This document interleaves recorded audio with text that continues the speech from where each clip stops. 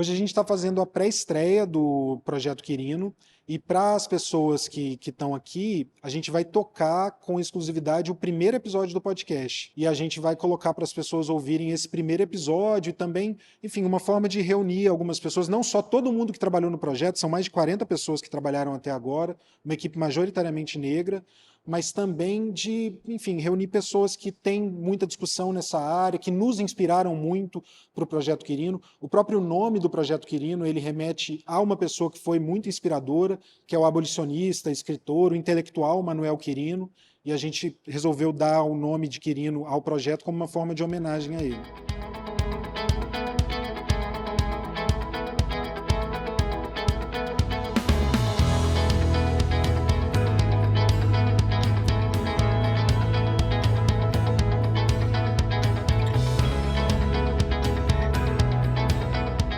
Estamos aqui com o Thiago Rogério, o rei da noite. Primeiro eu queria que você falasse um pouquinho sobre como que se inicia, né, essa ideia do podcast, como é que se dá o processo de criação, primeiramente.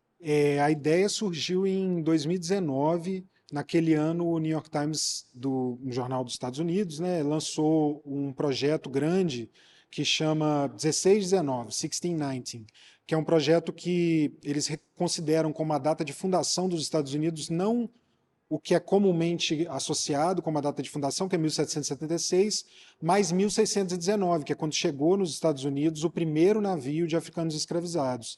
E foi um projeto grande, que teve podcast, que teve publicação no próprio New York Times, e a gente já em 2019 começou a conversar com o Instituto Ibirapitanga para adaptar esse projeto para o Brasil.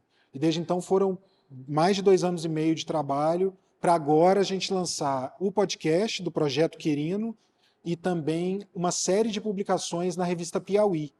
E é uma leitura da história do Brasil, dos principais momentos do Brasil, sob um olhar afrocentrado, mostrando não só a participação que as pessoas negras tiveram nesses processos, mas também a responsabilidade das pessoas que escravizaram, das pessoas brancas que escravizaram, que se beneficiaram disso e cujas riquezas até hoje estão aí, muito por causa disso que foi construído graças a mais de 300 anos de exploração das pessoas negras. Esse momento agora de lançamento, a gente está entendendo ele como uma primeira fase do lançamento, que é o podcast e as publicações na revista Piauí.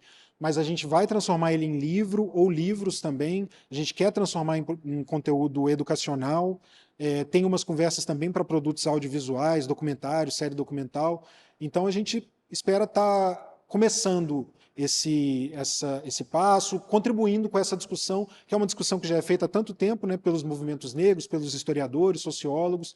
A gente está dando uma pequena contribuição, esperando dar uma pequena contribuição.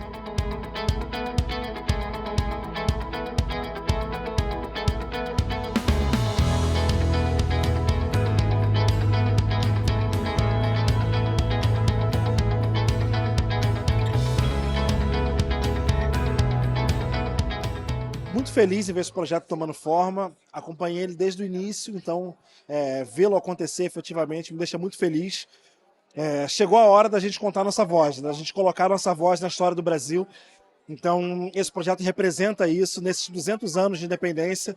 Então olhar esse projeto tomando forma, feito por pessoas negras, da gente contar a nossa história, da gente colocar a nossa voz efetivamente na história, é um momento de muita emoção, muita alegria, né? E tinha que ser preto para estar fazendo isso nessa qualidade, nesse nível de argumentação colocado dentro do podcast, enfim, nesse nível de qualidade do que foi feito, tinha que ser preto para estar fazendo isso. Eu creio que o Projeto Quirino é de uma importância capital para o Brasil, que é trazer uma história do nosso país que realmente não foi contada nas suas minúcias, nas suas entranhas. E esse personagem que dá nome ao projeto, ele realmente merece vir à tona, ele realmente merece o protagonismo que ele até hoje não teve, porque foi o primeiro intelectual a olhar para a pessoa negra como produtora de conhecimento e excelência no país. Então, eu estou muito encantada com este primeiro episódio, vou maratonar todos os outros e espero que outras séries venham. Foi um prazer ter ouvido em primeira mão, né, o Projeto Quirino, esse podcast maravilhoso que resgata a nossa história, né? Resgata uma lente da história brasileira que por muitas das vezes nos é esquecida ou nos é negada, né, no estudo normativo da história. Então, acho que foi muito interessante trazer à memória alguns acontecimentos históricos que são muito recorrentes atualmente e que também, ao mesmo tempo, né, são fundamentais para a gente relembrar o que é ser brasileiro, ser afro-brasileiro, o que é ser negro no Brasil. Todo esse aparato histórico, ele só serve para mostrar para a gente como o racismo ele atrasa a sociedade brasileira, né? Desde esses tempos, desde o tempo do José Bonifácio, já havia esse discurso, essa conversa de que a escravidão ela era um atraso na história da humanidade. E atualmente a gente tem ainda esse embate, né?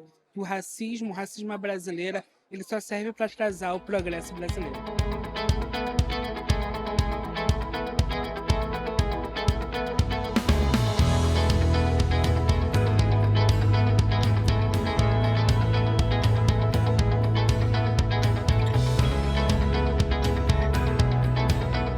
Primeiramente, a gente pensou em desoficializar a história oficial, pegar tudo aquilo que nós já sabemos pelos livros oficiais, pelos estudos oficiais, pela mídia oficial e ir reapurando ponto a ponto até chegar naquilo que nos interessava, que é justamente essa história que o Brasil cisma de esconder, mas que faz parte dele desde sempre. É o Brasil constituinte, né? A história da escravidão e a história desse racismo institucional no Brasil. Então, o alicerce do projeto é essa desconstrução e essa reconstrução da história oficial do Brasil, esse ano que a gente está comemorando o bicentenário da independência e questionar que independência é essa também. A expectativa é que ele seja, além de um marco documental, esse tipo de abordagem afrocentrada da história do Brasil, que ele seja também uma forma de se falar dos nomes e das pessoas dessas histórias que raramente a gente vê sendo faladas nas escolas, nas bibliotecas, nos filmes, nos livros. Então, eu espero que isso sirva como um pontapé para que outros projetos parecidos e outras iniciativas midiáticas surjam por conta disso também. É um projeto que começou há 2 anos. Eu mesma, como eu sou produtora, a minha fase foi a fase 2, né? E aí a gente começou entendendo quais eram os eixos principais que a gente queria trabalhar dentro dessa temática de 200 anos, né, de independência, através do olhar do negro, e descobrir que personagens a gente ia trabalhar, que personalidades, na verdade.